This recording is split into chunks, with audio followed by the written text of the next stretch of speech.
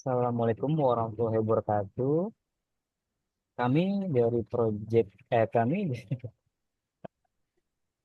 kami dari kelas 12 8A 10 dari Universitas Nusa Mandiri ingin mempresentasikan untuk proyek aplikasi keuangan tabungan mandiri dengan satu tim yang ada terdiri dari 3 orang. Yang pertama dengan saya, Agung Yudha Hermanto, lalu ada Mas Panji Sumantriyono, lalu juga ada Mas Yusuf Randi Herdani Putra.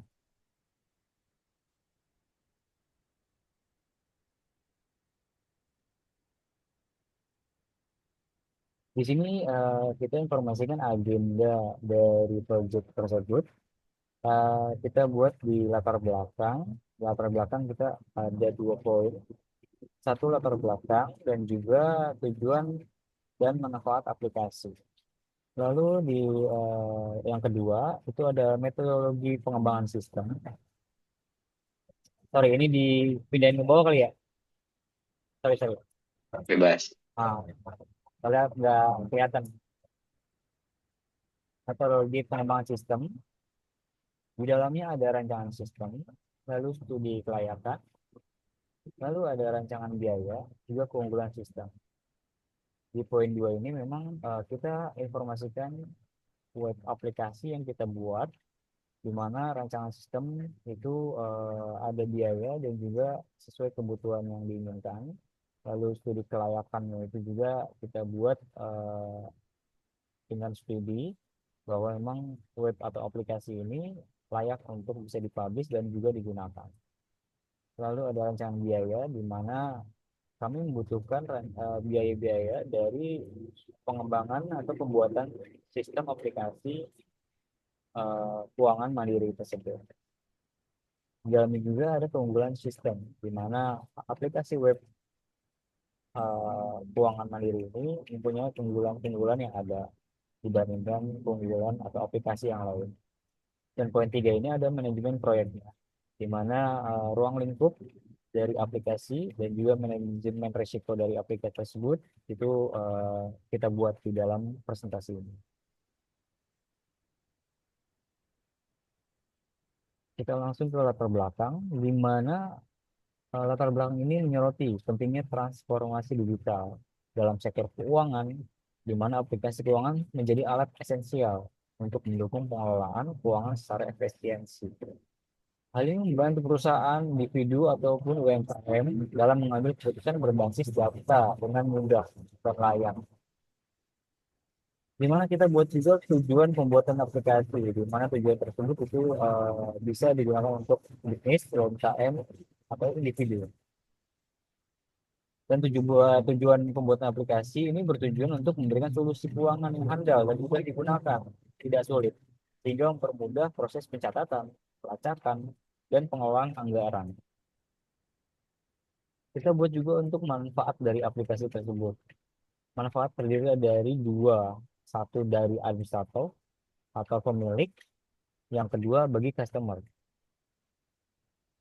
Dari administrator itu mempunyai manfaat mempercepat proses administrasi keuangan, menyediakan laporan keuangan yang akurat dan real time, lalu mengurai risiko kesalahan manual dalam catatan. Dan bagi customer itu manfaatnya memberikan kemudahan dalam memantau kondisi keuangan, lalu memfasilitasi perencanaan anggaran pribadi ataupun perusahaan, lalu meningkatkan efisiensi waktu dalam pengelolaan keuangan, di mana memang pengelolaan keuangan jika tidak dibawa ke aplikasi itu sangat sulit dan mudah hilang. Jadi ini aplikasi bisa digunakan sebagai aplikasi yang sangat penting di area di transformasi digital saat ini. Untuk slide selanjutnya akan dilanjutkan oleh Mas Panji. Silakan Mas. Oke. Untuk di selanjutnya ini kita bahas tentang metodologi pengembangan sistemnya. Di mana di sini ada beberapa bagian ya yang akan kita bahas. Ada analisa dan rancangan sistemnya. Di mana analisa dan rancangan sistem ini dibagi menjadi 3 komponen. Ada UI design, komponen pendukung, lalu studi kelayakan. Untuk UI design sendiri ini kita bisa menjabarkan ada dua ya. Yang pertama itu membuat antarmuka pengguna yang mudah, responsif, dan menarik. Lalu yang kedua itu ada basis data merancang struktur tabel untuk menyimpan dan mengelola data aplikasi dengan efisien. Poin kedua, ada komponen pendukung yang dimana ini dibagi dengan beberapa bahasa pemrograman ya. Yang pertama bisa dengan menggunakan SAMPP sebagai server lokal untuk uji aplikasi web, VS Code sebagai text editor pembuatan web. Yang ketiga, Bootstrap framework CSS untuk desain responsif. Yang keempat ada GitHub, platform kontrol versi dan kolaborasi. Yang kelima, PHP bahasa untuk website dinamis. Keenam itu ada MySQL, database untuk menyimpan data web. Untuk poin ketiga ada studi kelayakan. Di sini membahas tentang teknis, ekonomi, dan operasionalnya. Untuk teknis sendiri, di sini adalah menilai kemampuan tim pengembang dan ketersediaan infrastruktur yang memadai. Lalu di ekonominya, untuk menganalisis biaya pengembangan dibandingkan dengan manfaat jangka panjang untuk memastikan nilai investasi. Lalu di operasional, menyediakan dukungan teknis pasca implementasi untuk memastikan kelangsungan sistem. Oke, untuk slide berikutnya.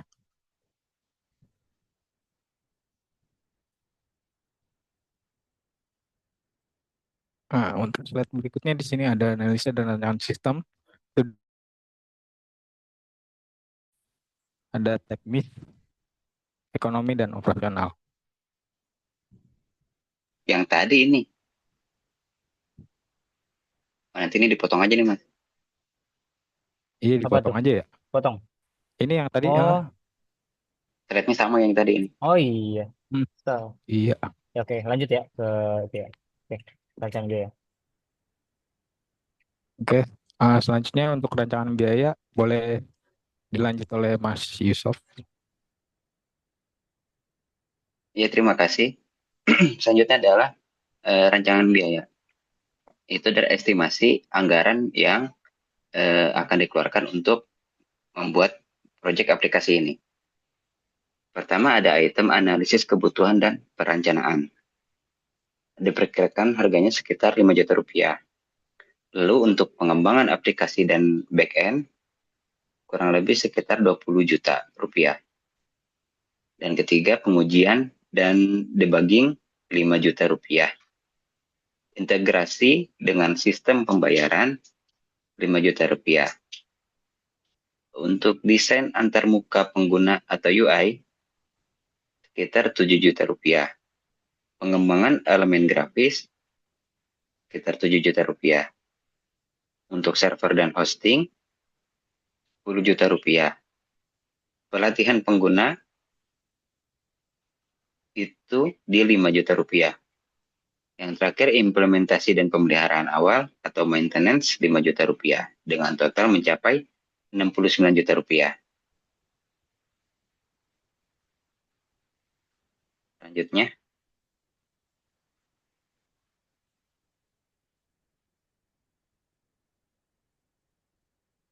keunggulan dari sistem ini ada beberapa poin. Yang pertama, user interface yang intuitif. Antarmuka dirancang dengan fokus pada kemudahan pengguna, baik untuk administrator maupun pelanggan, sehingga mengurangi kurva pembelajaran. Keamanan, yang kedua, keamanan data yang tinggi. Menggunakan teknologi enkripsi end-to-end untuk melindungi data pengguna dari akses yang tidak sah. Sistem ini juga mematuhi standar keamanan nasional. Lalu integrasi dengan platform pembayaran. Sistem mendukung berbagai metode pembayaran, termasuk transfer bank, e-wallet, kartu kredit, untuk memastikan fleksibilitas bagi pengguna. Selanjutnya, dukungan teknis 24/7. Tim dukungan siap membantu pengguna kapan saja dengan respon cepat untuk memastikan pengalaman yang lancar tanpa gangguan. Selanjutnya, fleksibilitas, skalabilitas. Sistem ini dirancang untuk dapat ditingkatkan sesuai dengan pertumbuhan jumlah pengguna dan kebutuhan bisnis tanpa gangguan besar. Selanjutnya,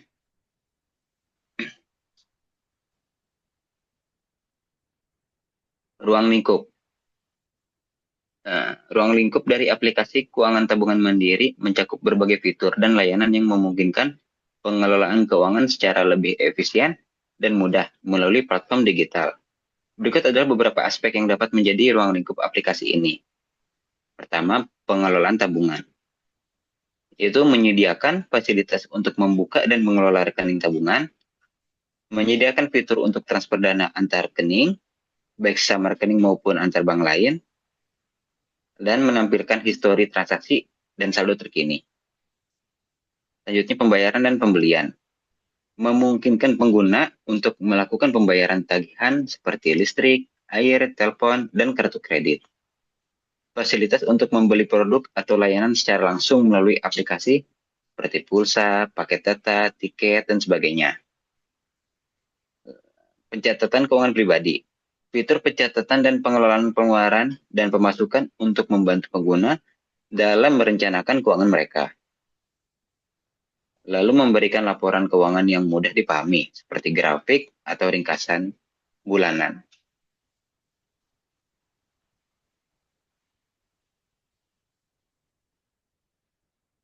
Manajemen risiko. Risiko keamanan data dan informasi. Ancaman terhadap kerahasiaan dan integritas data pribadi pengguna seperti kebocoran informasi, rekening, atau data transaksi. Mitigasi atau pencegahannya, enkripsi data dalam transit dan di tempat penyimpanan untuk melindungi data pengguna. Pengguna autentikasi multifaktor atau MFA dan PIN biometrik untuk meningkatkan keamanan login. Pemantauan secara rutin terhadap potensi ancaman cyber dan pembaruan perangkat lunak untuk melawan celah keamanan. Risiko kesalahan pengguna. Risikonya pengguna membuat kesalahan dalam melakukan transaksi, seperti salah memilih rekening atau jumlah transfer yang tidak sesuai. Pencegahannya, antar muka pengguna atau UI yang intuitif dan memberikan konfirmasi terhadap sebelum dilanjutkan. Fitur pembatalan transaksi dalam jangka waktu tertentu atau pemberitahuan untuk memastikan pengguna mengecek transaksi mereka. Lalu panduan dan edukasi kepada pengguna terkait cara penggunaan aplikasi yang benar. Dengan mengelola berbagai risiko ini secara proaktif, aplikasi keuangan tabungan mandiri dapat menjaga kestabilan, keamanan, dan kepuasan pengguna dalam mengakses layanan perbankan digital yang mereka butuhkan.